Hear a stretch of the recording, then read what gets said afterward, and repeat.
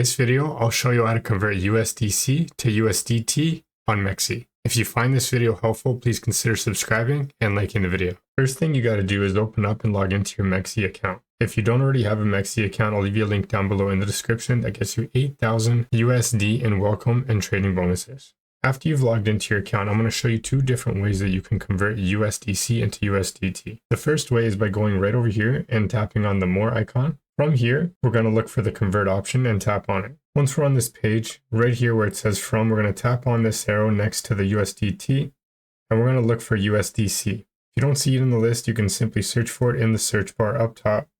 Tap on USDC, and right here where it says to, we're going to tap on this arrow next to MX, and we're going to look for USDT. If you don't see it in the list, you can simply search it in the search bar up top. Tap on USDT.